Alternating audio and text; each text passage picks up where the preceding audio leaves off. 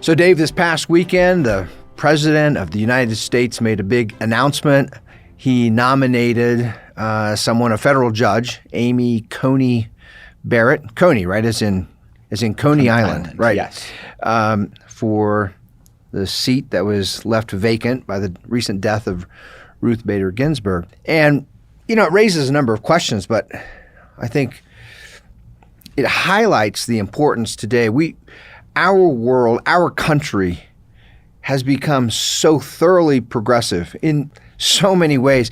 It's hard to imagine, it's hard to think of areas of our life that are not controlled by progressivism. I mean, from the food we eat to the medicines we take to the curriculum in our schools and everything in between. It's pretty much everywhere. We live in a progressive central planning paradise. You pointed out over the last week a few times, we kind of just realized progressive era, the capital B, capital E progressive era, as we talked about in the last podcast, has been about 150 years. Yeah, I mean, it's interesting. Historians will say, oh, that was this little 4-year period leading up to the election of Woodrow Wilson, something like that. That's what they call the progressive era. I look at it and say, no, it's basically from 1870 to 2020. That's 150 years. That's the progressive era. So do the math real quick. The math is 150 years of the progressive era. Yeah. If it started in 1870, even if I give you 1776 rather than 1787, right, we have been in the progressive era in the United States, as you have pointed out several times on social media, in some of our chapter conversations and some of our writing.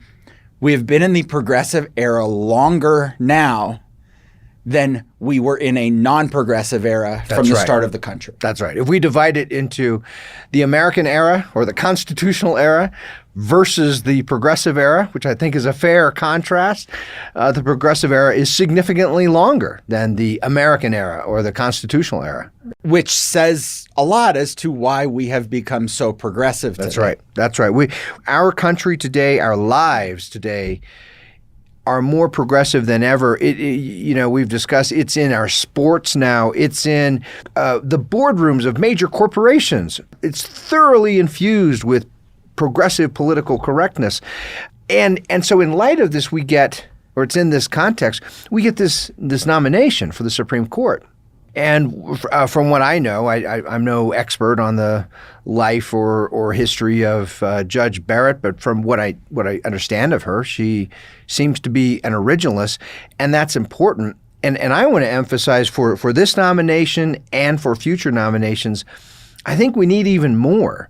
Clearly we want judges on the Supreme Court. We who are good citizens, we who are self-governing, we who respect the idea of a limited constitutional government that protects our individual liberty, our private property.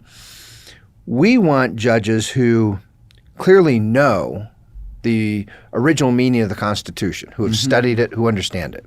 And that means more than a typical lawyer, for example. A typical lawyer learns case law, right? When they study, I'm going to put air quotes for those listening, constitutional law, right. What that really means is studying what the Supreme Court has said about the Constitution, and more often than not, the Supreme Court has gotten it wrong.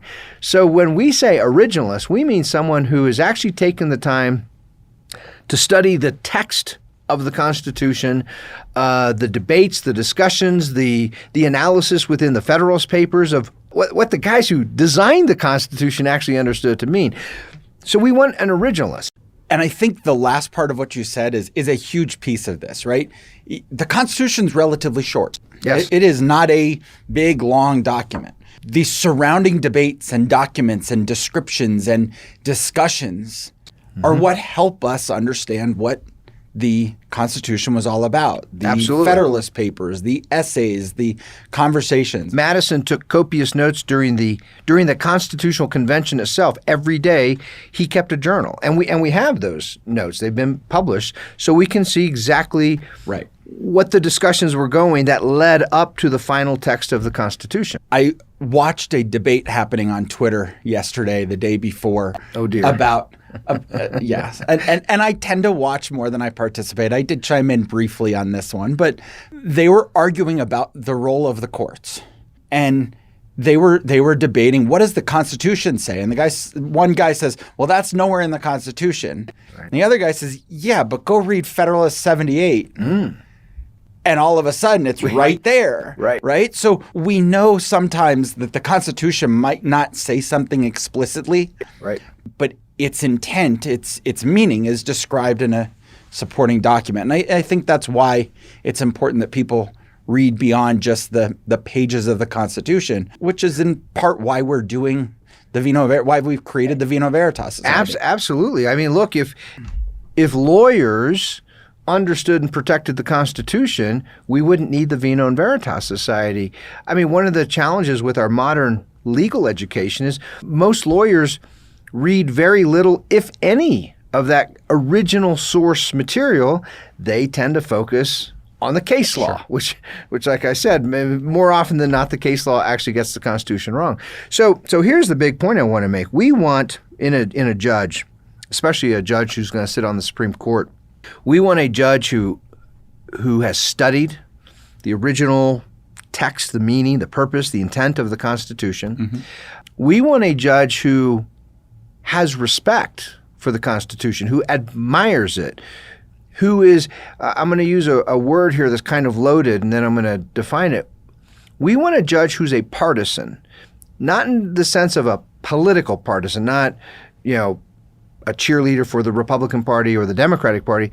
We want a judge who's a partisan for the Constitution, who's an advocate, who actually advocates for the Constitution and constitutional government. It's still a weird concept to me that we could have a judge that is not in favor of that actually is a partisan issue, that you can be either for or against the Constitution and be a Supreme Court justice, but that's neither here nor there. That just amazes me. Well, I want to return to your point here in just a moment. So we want a judge who knows, who has knowledge. We want a judge who is an advocate for the Constitution and constitutional government.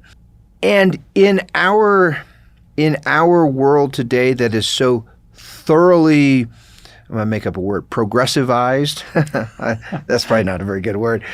That's so thoroughly saturated with progressivism in our culture, in everything we do. That means an originalist on the court needs to have, there's an old Gaelic word, some chutzpah, right? Some independence, some spiritedness, got to be kind of feisty, because in our time when everything's become so progressive, to stand up on any platform, whether the Supreme Court or any other platform, and actually uphold the Constitution, which will likely mean opposing many progressive, even popular progressive programs or laws or whatever it is, man, that's tough to do. It means you're going to get a lot of pushback. And so if we have judges, I'm thinking maybe of a current Chief Justice on the Supreme Court who's really interested in being liked, who wants to get invited to all the socially respectable, the progressively respectable cocktail parties and award ceremonies and those sorts of. If that's the kind of person, they're not very likely to actually uphold the Constitution and make those tough calls.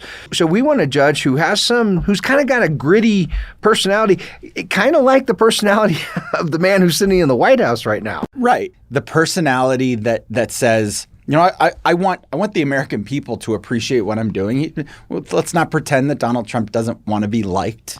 Right. But he doesn't really care if he gets invited to those Martha's Vineyard wine and cheese parties. Right. Right. And that's what we want out of our Supreme Court justices. It's not about that. It's also not about worrying about what am I going to do after I'm off the court. That's right. Right. It's not about Donald Trump isn't in office sitting there thinking, what am I going to do when this is over? Right. Right. He had his business before. He'll decide either to go back to his business after or continue to let his kids run the business after, and he'll go do something. Whereas Barack Obama, it would be hard to argue that Barack Obama every day, every minute he was in office was thinking about how is this going to affect my post-political career? What's next? Right. And that's what got him his deal worth hundreds of millions of dollars with Netflix. Mm-hmm. It's what got some of his bureaucrats, some of his cabinet members, some of the people who were closest to him on boards of major companies. Right. I mean, they were all thinking all along, What comes after this, and how do I profit from it? I want to come back to your comment you made a few minutes ago about the judge. Don't let me forget this. And what you're talking about right now, this is another problem that comes with progressivism and progressive government. It's what people in Washington, D.C. joke about as the revolving door. Mm-hmm. So it usually goes like this. You get elected to Congress, and you're in Congress for 20 years, 25 years, and your committee, one of your committees that every member of Congress gets assigned to usually 2 or 3 different committees. One of the committees you're on oversees, pick an agency, the EPA. Your committee oversees the EPA. So you get to know the EPA, especially the top brass at the EPA. You're actually making the recommendations to the budget committee for increasing the budget of the EPA so that they can get pay raises and hire more people. Then, if you either lose an election or you retire from Congress, either way, you do one of 2 things. Either you go work at the EPA because you now know how the thing runs, or even better, you go work for some large corporation that is regulated by the EPA, and you say to that big corporation, hey, I know how to grease the wheels and get those waivers because I know the guys inside the EPA. Right. And the big corporation says, we'll pay you $1 million a year salary just to be our consultant to help us navigate our way through the EPA. That's part of what comes from big progressive regulatory government. It incentivizes that kind of crony corruption. You made a comment before for our listeners. This just shows how naive you are in some respects, that it's hard for you to believe that the Constitution could be a partisan issue, that there are people who are for it and there are Americans who are opposed to it. Well, let's be clear. I was being a little sarcastic when I said that. And well, it's interesting because that was a real problem. The early generation of progressives, going back to the 1870s, 1880s, they bumped into this problem in a very hard way. They come out leveling these devastating progressive critiques of the Constitution, saying the Constitution is fundamentally flawed.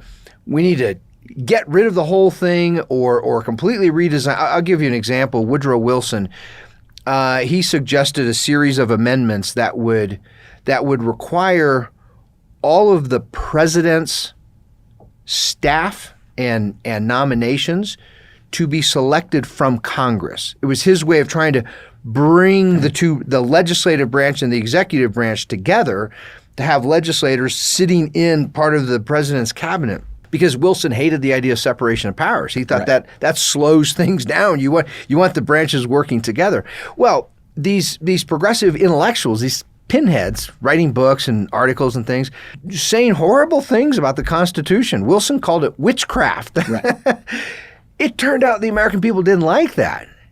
So these progressives, they had a real problem on their hand. How do we get around the Constitution, circumvent it, overcome it, ignore it, but sound like we're in favor of it? Right? And that's where we get this whole idea of a living document. Right. They come up with the idea, they say, hey, rather than just openly opposing the Constitution and mocking it and ridiculing it, let's say in public, we too are constitutionalists. We progressives, we believe in constitutional government, and we interpret it as a living document. Right. So that the words mean something different. And let's be real clear. That whole idea of that theory of a live, if you read in literature produced by law professors and legal scholars, jurists, they'll say there are these different schools of thought, right? Different theories of how to interpret, and it all sounds they're just originalism is one theory, right, and the living Constitution is another theory, and strict constructionalism is somewhere in between. The idea of a living Constitution or the Constitution as a living document, that's not a theoretical framework. It's a cheap lie. It's a disguise. It's a way people who want to violate the Constitution can do so without getting caught. Right, right. So what's interesting, you said something about Americans not believing it at the beginning. And I want to make sure we say something to kind of clarify that we're talking about the progressive era starting in the 1870s, right around 1870. But progressivism really didn't start getting instituted in practice until FDR, right? That's right, yeah.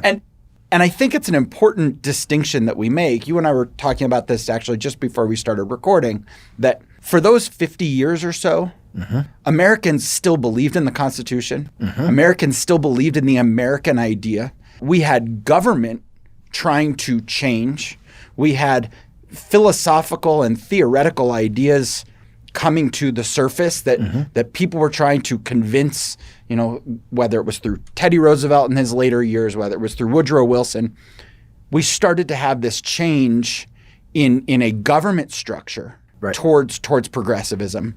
But Americans as a whole still wanted individual liberty, religious liberty, freedom, individual rights, and still believed in the American idea. It took basically half a century, 50, 60 years. When we talk about the beginnings of progressivism, we're talking about a United States that has a very constitutional framework of government. The government it was very small, it was very limited, it was very constitutional in the 1870s, 1880s. The beginning of progressivism are these handful of intellectuals and academics starting to think new thoughts and write those down in books and essays. That's the beginning.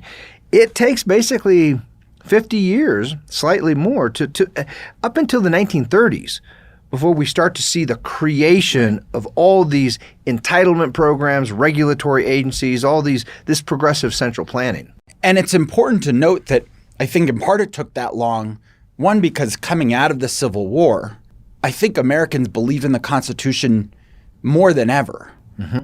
Your average American sat there and said, we are now getting rid of slavery. Slavery is no longer, we had the Emancipation Proclamation, we had this move towards slavery. We were closer that day than we had ever been before to the ideals of the Declaration of Independence. 13th Amendment. Right. Actually, constitutionally abolish it. That's right. At that stage, it took some time to do that. In that time, while these essays were being written and these people were starting to seek power, and these people were starting to seek government control over our lives. We should also mention, where they were going to study? Germany. Germany, right? Because what could be wrong with studying with Germans? That's where the progressives, and I'm not exaggerating, they actually went to Europe in general, but most of them went to Germany and studied at places like the University of Berlin, and then they came back as PhDs in sociology or political science or something like that. Where real bureaucracy was born. That's right. So in that time, while you had this small group that eventually has now become this huge group, but in that time, in that 50 years, America boomed, right? Yeah. We had just gotten out of the Civil War.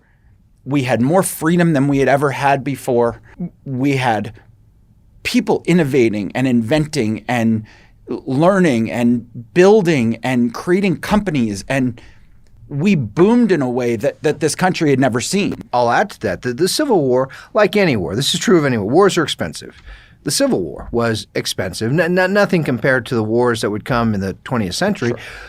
But it was expensive. There were temporary tax hikes. There was a temporary income tax. In fact, this is long before the 16th Amendment, and the Republicans dominate the federal government in that the decades following the Civil War, and among the things they do, they get rid of the income tax. Right. They lower corporate tax rates. They pay down the debt. There was a big debt that had been built up over the Civil War.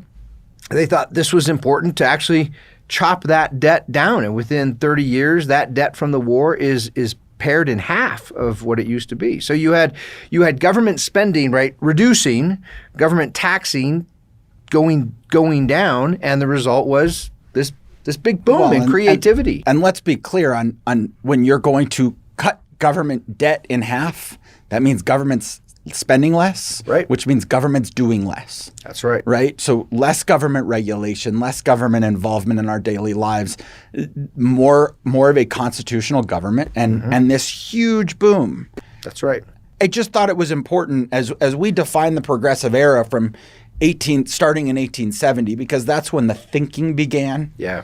I don't want people to get confused and all of a sudden say, well, the greatest boom in the United States history was the Industrial Revolution, Right. which happened in the early years of what we're defining as the progressive era. It had nothing to do with progressivism. right. The fact that we had this boom during the early years of what we're calling that era, they were two totally separate things. Yeah, in fact, I wanted to clarify I that. like to point out, if you look at the size and scope and cost of the federal government in, say, the 1880s or 1890s, and you compare that to the federal government in the 1920s under people like Harding, Calvin Coolidge, there's not much of a difference. It's quite fascinating. And this is even after 2 terms of Woodrow Wilson, right? And the progressives are out there. They're writing their books. This is what the progressives are doing during that time. They had not yet gained total control of the federal government. So they weren't creating government institutions, entitlement programs, regulatory agencies. Instead, what they were doing, number one, they were reshaping institutions of higher education and creating many of the new state public universities, the research university systems created by the progressives. That's what they were doing in the 1880s and 1890s and early 1900s. They were writing books. They were creating new academic journals or popular magazines like Herbert Crowley's New Republic. They were trying to think through the progressive ideas of what a central planning progressive paradise would look like. And they were trying to woo the American people. And that took some time to get some traction, right? And it's not really until the 1930s when they get one of the most politically skilled progressives ever elected, Franklin Roosevelt, and then they actually start to transform what the federal government is. Well, and that's really the key. What you were just saying about changing the culture, changing the mind of Americans, changing – when Woodrow Wilson was in office, there were a whole lot of things that FDR did that he probably wanted to do himself. Yes. What he knew was Americans had no appetite for it. And I would venture to say the Supreme Court wasn't going to allow it. The Supreme Court was still on the line of the original Constitution. They were still originalists. It's a great point. In fact, I want to tie that real quick to what I was saying about the character that we need in Supreme Court judges today. In the 19-teens, 1920s, that period, think of when Wilson was first elected in 1912. Culturally, the United States, the people of America, they were a constitutional people. They respected their Constitution. They frowned upon people mocking or making fun of it. They expected government to stay, in general, within the limits of the Constitution.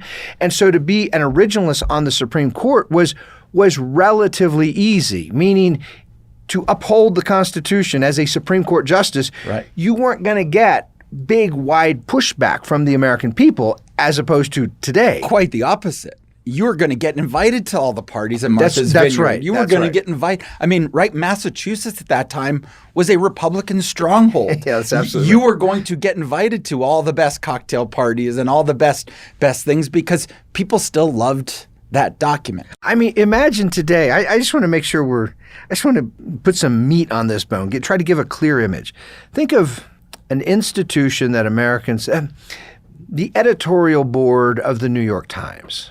Okay. Progressive Americans think that is a group of elite, sophisticated people, or the law faculty of the Harvard Law School. Right. Boy, right from the point of view of progressive, that is the elite of the elite, the cream of the cream. They right? did put Elizabeth Warren on that's right. in a classroom. And if you're a justice on the Supreme Court, and you come up with an argument and you say, that interstate commerce clause that says Congress may regulate commercial activity, commerce, among the several states, and you write an opinion and you say, well, that clearly means non-commercial activity within a state, you will be invited by the New York Times editorial board. You will be invited to come give a talk at Harvard Law School, and you'll attend a private dinner the night before, and you will be wined and dined. You'll probably be given an award. I mean, all this comes with the progressive lie of a living constitution. Whereas if you're sitting on the Supreme Court, Congress passes some law, creates some program, you say, wait, that's not commerce, and it's within a state. It's not among the several states. That's unconstitutional. If you do that, immediately all the invitations go away. You're not getting invited to Harvard Law School. You're not getting invited to the New York Times editorial board. That's what it means in our progressive world. I bet Clarence Thomas would confirm that. I guarantee that he would. And actually, and he's not even a Supreme Court justice, and he's not even a conservative or a Republican. But Alan Dershowitz would confirm that. Oh, right? That's Alan right. Dershowitz comes out and says, look, I don't like Donald Trump any more than you do. Right. But this impeachment what idea you're is doing crazy. here is completely unconstitutional. That's right. You are violating the civil liberties enshrined in the Constitution. That's right. And you shouldn't be doing this. And he's getting thrown out of the parties where he was the guest of honor just 2 years ago, just 4 years ago. When he walked in the room, everybody, oh my God, it's Alan Dershowitz. It's Alan Dershowitz. Now they don't even want him there. That's right. I'm thinking your comment about that period after the Civil War for a good 50, 60 years, all through the 1870s, 80s, 90s, early 1900s. That period of time is now we have to offer one big qualifier here. This was the rise of terrible racial injustice. This is the very period when Democrat groups like the Ku Klux Klan are being launched, and there's this whole campaign of domestic terrorism against black people. So that's happening. That's a great injustice that has to be solved, has to be righted. In other areas of life within the United States, it's the closest thing to capitalism, to genuinely free markets, meaning for non-black Americans, people were in general relatively secure in their property and relatively free to do with their property whatever they wanted to do. There was very little regulation, very little subsidies out there. Here's an example. Many small towns, what happened within them is people would go and start little banks, little savings and loans, the very kind of thing in the famous Christmas movie, It's a Wonderful Life, right? He's got the little home savings and loan there. What was the name of the town? I can't remember. It doesn't matter. I'm the wrong person. Yeah, to it ask doesn't on matter. That one. Those kinds of institutions, those kinds of small local banking institutions, cropped up in towns all across the United States, and the way they were regulated was through competition. If you didn't run your bank well, if you spent too much of the capital that people were investing into your bank in the form of savings accounts and checking accounts, people would go to a different bank. They really did rely on competition.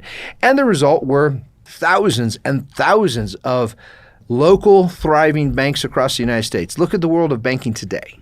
We have, 5 maybe, big major banks, Wells Fargo, Bank of America, Chase, and there's a few others that dominate the world of banking because we are in this heavily regulated era of progressivism.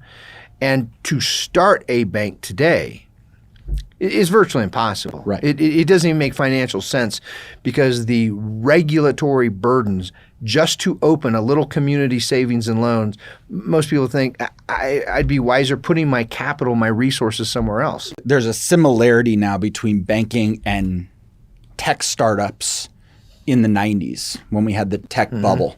Banking now is I'm going to go create a bank in which I know I'm going to operate at a loss, and I am so well capitalized that I know I can operate at a loss for 5 or 10 years because if I can develop enough customers, one of the big banks will come along and buy me, and then I make money on the exit, right? So if I can capitalize well enough, these small community banks don't make any money. They make money when they sell to Goldman Sachs, Chase Manhattan, whoever it might be. And that was the same thing with tech companies in the 90s. It's the same thing to a certain extent with tech companies now, right? Twitter was losing tens of millions or hundreds of millions of dollars a quarter just to get to the point where they could go public. Right. And get a cash event. Yeah. So, it turns out, and this sort of what we're talking about here, we're talking about investing, allocating capital, allocating resources. I mean, it turns out making those kinds of choices well, arguably, certainly within a financial sense, is among the most important kind of choices that people can make. We live in a world of limited resources. No matter how much capital any business has, it's limited. There is a limit to it. What can you do with the capital of a business or a group of investors that will be the most productive, that will produce the most profit, which means, at least in a free market, it means producing the most value for other people. Those are not easy things to figure out. Right. Most people aren't very good at figuring them out. There are a few who do, and the few who do, they tend to get rewarded with very large salaries, right, at very big businesses. That's why they get paid so much. And the few who do are able to create the accounting term, a lasting concern, right? A going concern. Which means we have an ongoing business. The business will last. It will continue to exist, which means salaries continue to get paid, and hiring keeps happening, and employment keeps happening, and new products get developed and brought to market. Inventory gets purchased, marketing ads get purchased, all those things. Which put money in a lot of other people's pockets. Yep.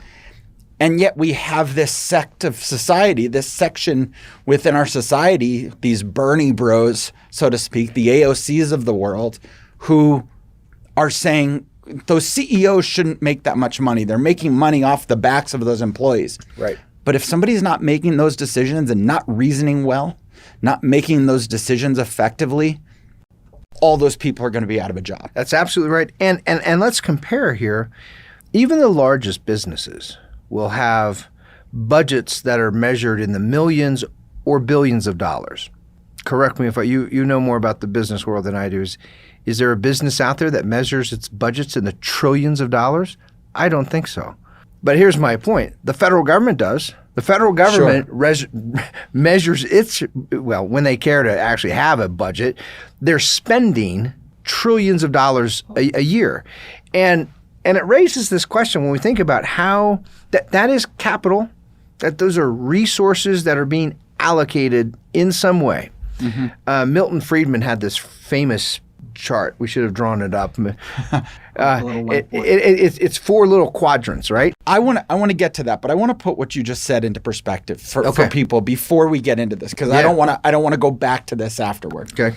Apple is, I believe, the most valuable company on the planet today. Okay. In terms of asset value, market cap value, right around, it's approaching $2 trillion. Okay. And we've had comments, we've heard stories, right? Apple has these enormous cash reserves. Right. Part of which is they keep a lot of money overseas, and they do a lot of their R&D here in the U.S. So what happens is that capital doesn't come back because of taxes on it, repatriation taxes, things like that. They leave their cash overseas. They have so much cash in reserve.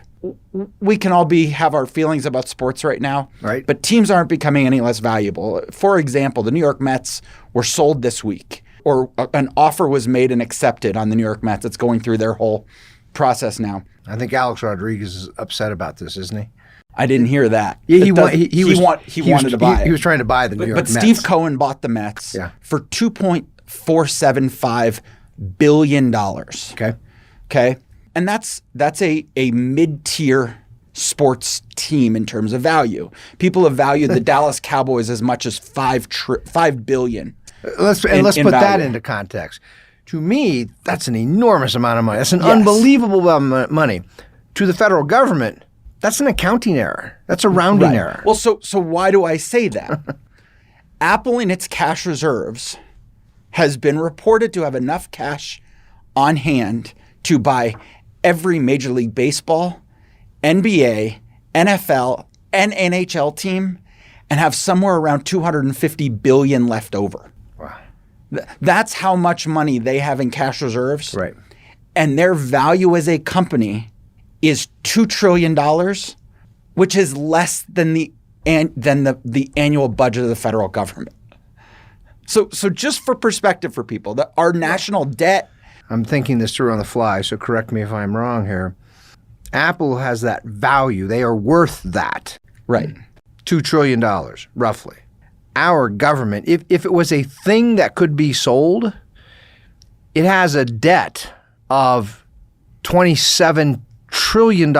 So 13 times, 13 times the value of Apple. Right.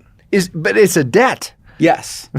It's a debt. 13 times more than Apple's value. And Apple is the biggest, most. So I just wanted to give that perspective. Let's compare how the decision makers at Apple have been making decisions. They built up $2 trillion worth of value. Mm-hmm.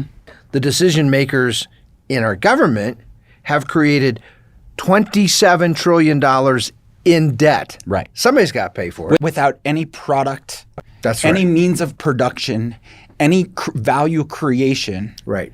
to offset that debt. And yet, progressives say that's evil, unjust, terrible what the CEOs in those businesses are doing, and the model that we should follow is what the jokers in government are doing. We should have more of that. And there is a funny lesson in all of that, just to show that the pure hatred for Donald Trump. Mm-hmm. He's somewhere in the middle, right? Donald Trump is operating with a lot of debt. Oh, right. His debt to value ratio is larger than the debt to value ratio that Apple is operating on. Apple has less debt to how much revenue they're creating than Donald Trump. Right. And Donald Trump uses that debt within our tax code, within the rules of our tax code, to offset some of his tax liability. Right. Right? So he's paying less in taxes because he has a lot of debt on these buildings. They said the Trump Tower in Manhattan alone is worth somewhere around $430 million. Okay. And he takes debt against that building. He owns the building. Right. And then he takes out a loan from a bank. He says to a bank, look, you're going to hold the deed to this building because I want cash out of it so I can go build another building. Mm-hmm. And that's how all real estate people who really do well in real estate, that's how they all operate. Right. When the federal government is in debt, $27 trillion with no assets to offset it and no means of production to offset it, they're the model. When Donald Trump has debt, but has real estate to offset the debt and has revenue from that real estate to offset the debt, he's bad because he's avoiding his taxes. So if we think about it on that spectrum, we could say objectively he's not as good as the guys at Apple in terms of a business allocating resources and generating profit and savings. The guys at Apple have been better than Trump, but Trump is many, many times, many trillions of times better than the federal government. Right. That's absolutely right. And the amazing thing, I want to drive this point home here for our listeners, that irresponsible model of government, spending much of it not only wastefully, but also spending in ways that incentivize corruption, spending in ways that are positively hurtful, hurt businesses, hurt individuals, because much of that spending incentivizes all kinds of bad behavior, idleness, irresponsibility, which leads to just terrible, to child abuse, spousal abuse, all kinds of bad things. That's where that spending goes from government. And there are large numbers of fellow Americans who call themselves progressives today who say we need more of that. Right. I look at that and I think, that's terrible. We want less. Let's scale back, right? As whatever we can. And they look at that and say the real problem today is we need more of that kind of spending. Milton Friedman, I know you know this. He had these 4 little quadrants. Right. And he described it was about the quality of choices when it comes to allocating resources. Just think about it in terms of spending money. Mm-hmm. You as an individual, if you're the one making the choice, there are a number of options you have, ways you can spend money. You can spend in one quadrant up here, you can spend your own money on yourself. That's when you buy something, you go buy a house, a car, a computer. Right. And in that case, you tend to be very discriminating. You pay attention to both the price and the quality of whatever it is you buy because you're spending your money. Right. And it's for you. So you want to get the best quality you can at the lowest price possible. That's also called value. That's right. Yeah. That is the highest value quadrant, right, of decision making. In the other quadrant would be you spending your own money on someone else. So think of you buy a gift for someone. You're going to pay more attention to the price, less to the quality because you're not the one actually using it, but you're very aware of how much the thing costs. Down here in this third quadrant would be you spending someone else's money on yourself. Think of the kid who's making a choice about where to go to college, and mom and dad have said, we'll pay for it. We'll pay the tuition. You just pick the college. Well, in that case, the kid doesn't care at all what the price is. Someone else is paying for it. Right. He just cares about the quality. He's going to try to get into the best school that he can. On that note, think about that. I know several people who went through this when we were in school. Think about the kid whose parents say, I will pay for it. And they just say, okay, I don't care the cost. I'm going to go to the school that I want to go to no matter what it costs. Right. Then you have the parents who say, you have this much for education. And it could be an exorbitant amount of money. You have still make the most out with it. $300,000 for your education. And anything left over at the end goes into your pocket. Well, there's a different incentive system. All of a sudden, you're now back up in that first quadrant. That's right. You're in quadrant number one where that $300,000 is now your money. Yeah. Right? You are thinking, okay, what's the value of spending that money on the best college and best is sure. But best from the point of view of the person making the decision. Right. What is the college I want to go to most regardless of the cost? Right. Versus what is the value of the college I want to go to the most where I still have the most money left over afterward? Because all of a sudden when your parents say that money is yours afterward, to the point that I had a friend in college. He was my next door neighbor. We lived in townhouses in Boulder.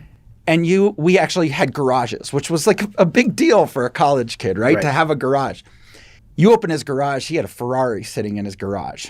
This kid came from real money, grew up in Aspen. He was really, really wealthy. And parents said basically made that offer to him. Said, here's your college fund, it's a trust, and whatever doesn't get spent on college is yours. The kid went out and got a skiing scholarship. Why? He could have gone to any school in the country, but he knew that if I can get a scholarship to go to school, I get to keep all the money. I get to keep all the money. That's right. And the first thing he did was he went and bought a Ferrari. Right. I mean, that's what he valued. Yep. So understanding that difference, that transition can be really made clear through that. Well, and when you think of those four quadrants, right? Anything that helps to move decisions back to that first quadrant, someone spending their money on themselves, those tend to be the highest quality choices. Right. The most thoughtful choices about what really is valuable to the person spending the money. In the fourth quadrant down here, this is the absolute worst quadrant of all. It is when you decide, anybody, I'm just using you as the example, you decide to spend someone else's money on yet some third party. Right. In which case, you don't need to care about the price because it's not your money. You don't even have to care about the quality because whatever's being purchased, you're not going to use it. So it's going to someone else.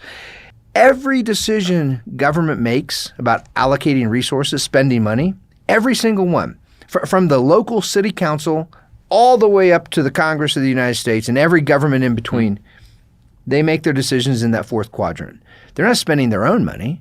And they're not spending it on themselves. They're spending someone else's money on yet some third party. And so the whole, in a way, when you think about that Friedman quadrant system, one of the design purposes of the United States Constitution, going back to our discussion of originalism and trying to save constitutional government, was to minimize as much as possible the decisions made down here in Quadrant 4 by government. Right. They said, you in government, you're going to provide for an army and a navy, some national security, national defense things, and that's really it. Right. And that way, most of the decisions would be made in Quadrant 1.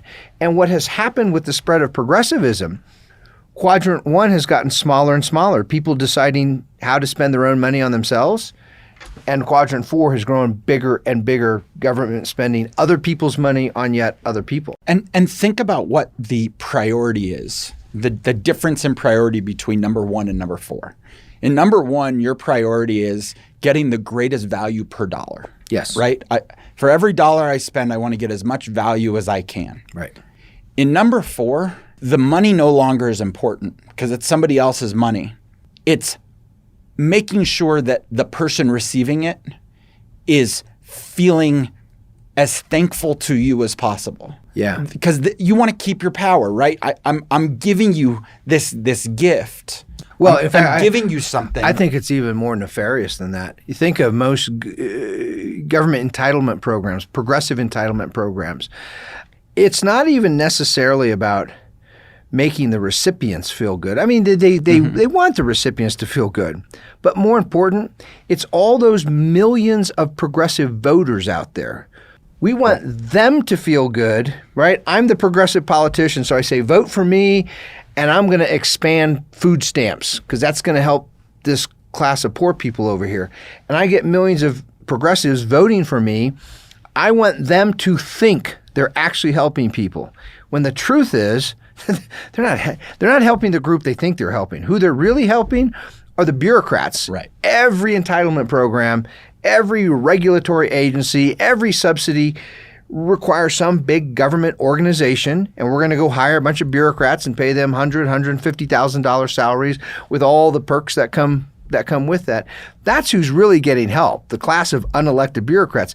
But we want the progressives out there to feel like they're helping someone. And in a way, that is one of the great swindles of the 150-year-old progressive era, is duping Americans into, I'm not even going to say thinking, into feeling that they're actually helping people. They're caring for people. They're assisting people by voting for progressive politicians and progressive programs, when the truth is they're not helping people. What they're doing is they're expanding the power base of progressives in government. And let's also remember, a lot of people would argue that the government, the progressive government, is Quadrant 2, right? They're saying it's my tax dollars. Right. I'm putting my tax dollars in, and the government, I want the government to go give it to somebody else.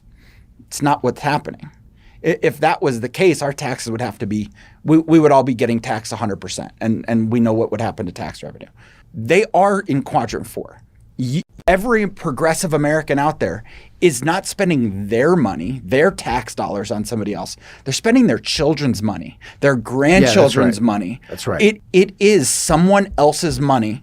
It's not theirs. We're growing debt that's being passed on to another generation. I was just going to bring that up by the fact we know this, by the fact that we have $27 trillion in debt. Right. It's not like taxpayers are actually funding all these programs. Why would we have $27 trillion in debt if everything was funded? It's not being funded. That's a bill on the next generation. Just let the kids or the grandkids go and pay for it.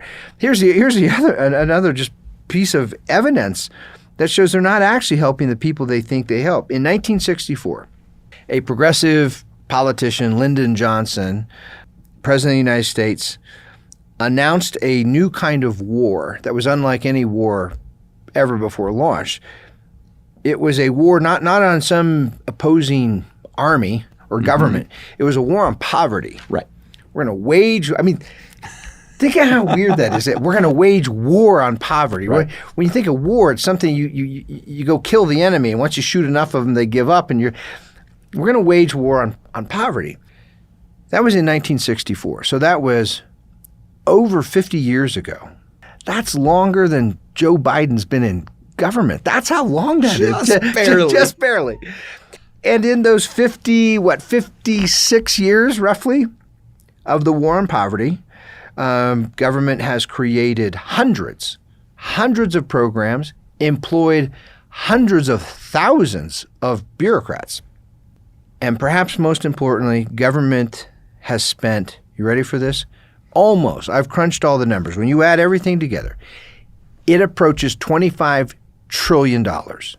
That is more money. Just to give some perspective, what that means, it's about the size of our national debt right now. $25 trillion is, you take all the military wars from the American Revolution up to today. So I'm talking about the Civil War, World War I, World War II, Korea, Vietnam, all of them. The War on Terror, all of them. The never-ending war on terror. Add all that together, we've spent 3 times more on the war on poverty. Poverty rates in the United States have not changed. In 50 years, they haven't changed by all that spending. More importantly, with that much money, the government could have identified every poor person in America in 1964 and given them $1 million. More than that. In other words, they could have turned all the poor people instantly into millionaires for less money than what we have spent on the war on poverty. That is how wasteful, that is how inefficient, ineffective government spending is. Anyone who looks at the war on poverty, which has been, one of the greatest entitlement programs in American history, and then thinks to themselves, yeah, if only we had more of that. If only we were spending more and had more bureaucrats. It's really kind of, I was going to say crazy, but it's just sad. It's kind of That's pathetic. the argument you make in this book. That's right. It's the argument. It's not our fault we haven't done this well. You didn't give us enough money. Right. 25 trillion isn't enough to solve poverty. We need twice that. Let's also realize the mindset, because that is the definition of quadrant 4, right? Yes. Of Milton's quadrant 4. Yeah. And let's understand the mindset from the words of the people who are spending that money. Because Lyndon Johnson in the 60s, he didn't get up and say, we've spent this much money on the war on poverty. Well, and in fact, in the case I'm thinking about, it was a speech about Social Security. He didn't get up and say, we have created a Social Security program that has this much money in it for our seniors. He said, we have created a Social Security program that has created a guarantee of a quality of life for 20 million senior citizens in the United States. Right.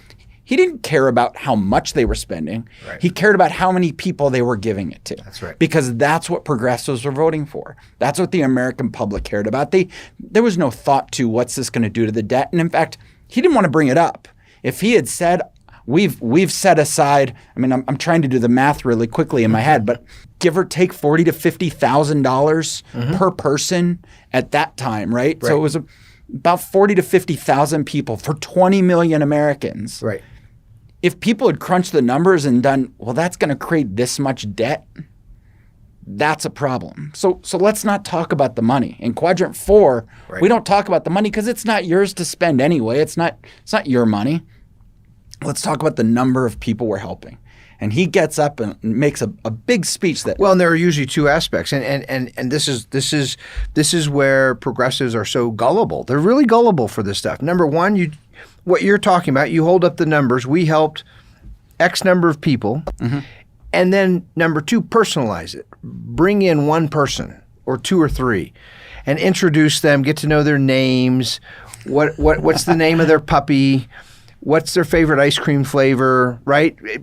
Personal. Oh, that I can relate to that. But that person likes chocolate ice cream, and so do I. They're probably a really nice person, right?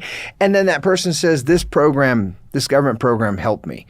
And the conclusion is, ergo, therefore, we must have more of this wasteful, corrupt, bloated government because that person just told a nice story. That in reality doesn't ever do what it's supposed to do. That's right. And the government bureaucrats just keep going back and saying, we need more money, right? Social Security now is bankrupt. And the government that created it, the Lyndon Johnson progressive government, has no idea how it's going to fund it for our generation, for the generations after us. Healthcare, the Obama-Biden, Obamacare, every Joe Biden commercial for the last few weeks Right. All I've been hearing is if you reelect Donald Trump, you're going to lose your health care, right? Right.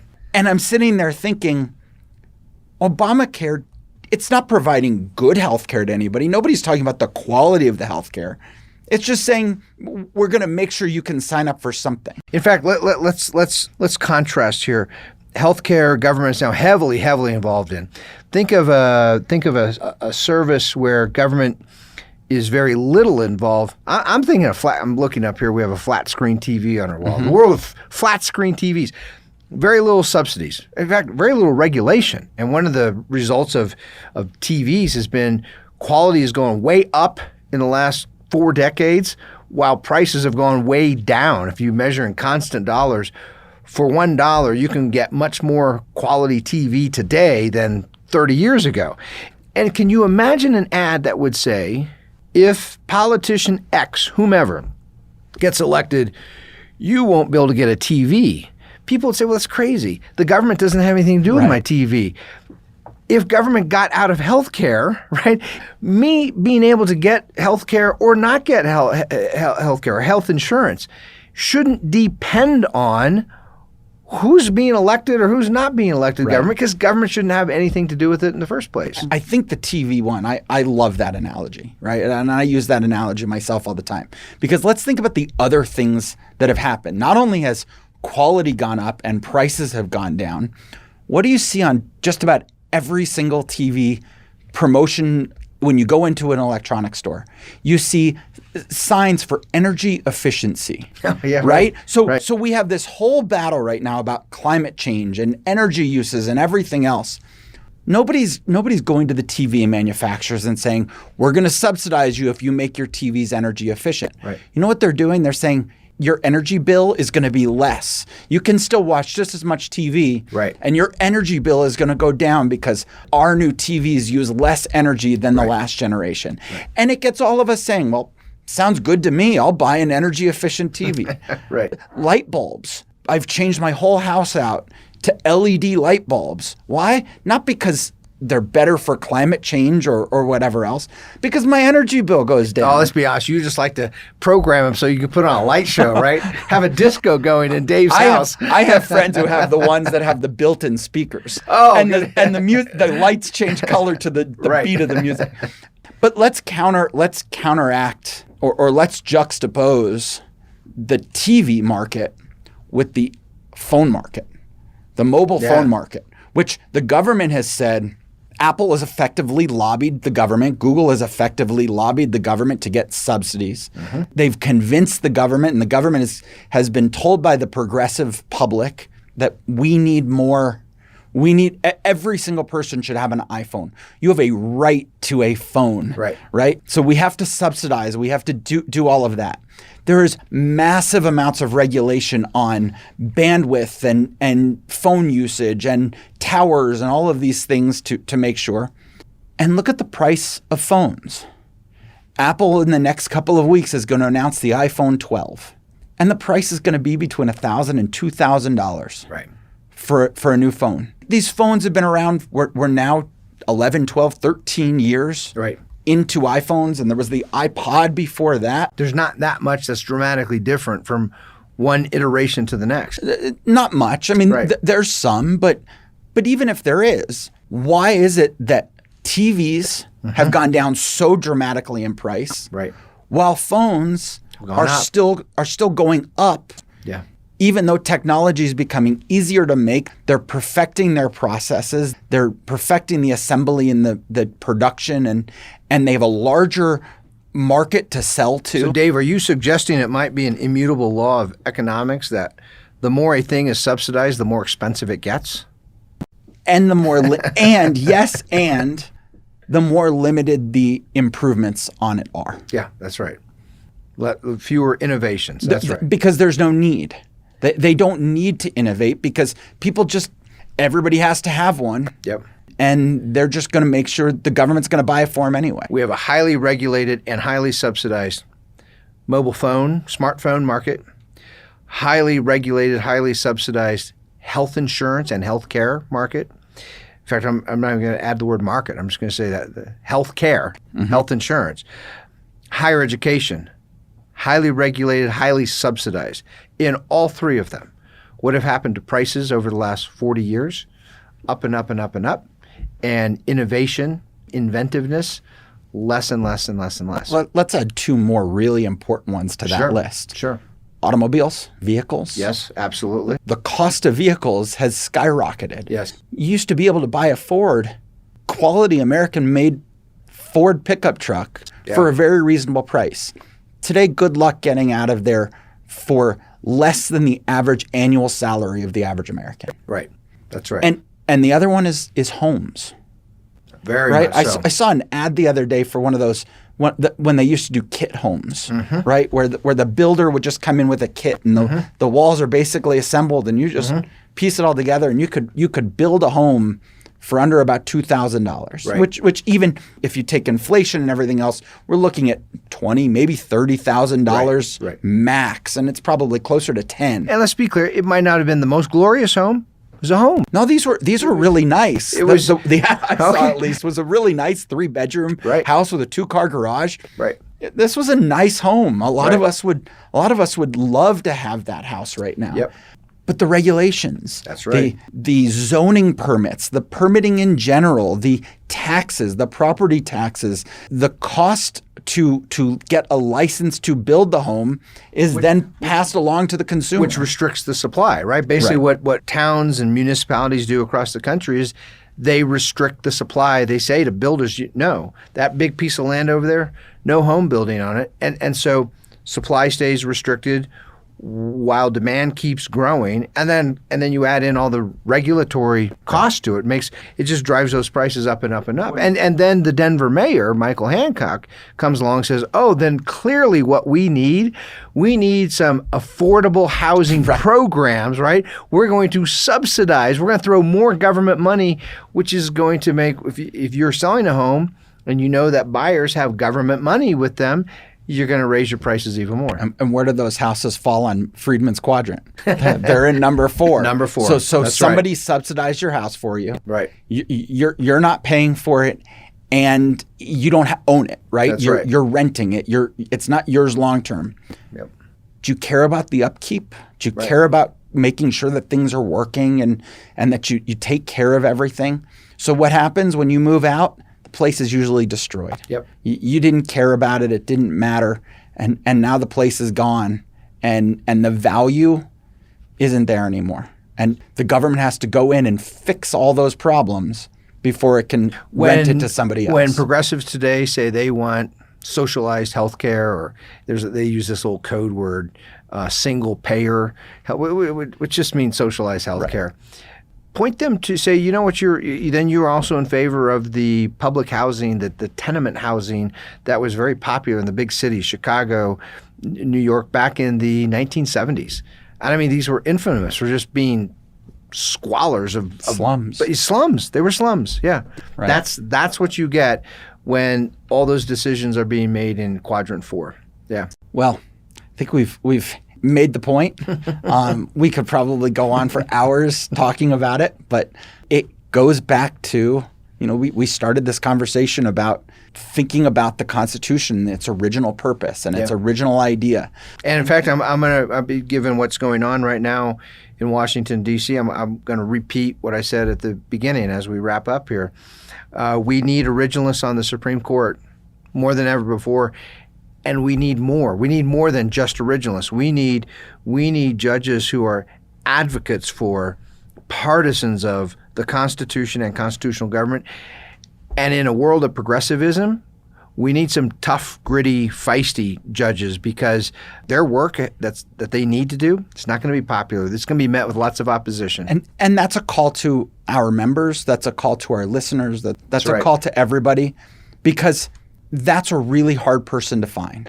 Yeah. Somebody who understands the Constitution, is committed to, is partisan to, and has the grit to go up against the progressive elites that are bribing you and are trying so hard to get you to violate that. It's going to be hard to continue to get justices who fit that mold. But if we can change Americans to favor that, if we can move on from the progressive era, if we can go back to an originalist era where the justices are welcomed at the parties because they're originalists. This still comes down to us. It's you and me and our group, our guardians and their friends and their family and their communities. The more Americans who embrace this, the government really is just following our lead, right? That's right. We are the mob. There are different types of mobs all over the place. The progressive mob is huge right now. Yeah. And government is just following that. And if we can change Americans' perspective, then everything else follows along with that. Change the course of history. It's why we need guardians more than ever before. We are the guardians, no sumus custodes. Till next time.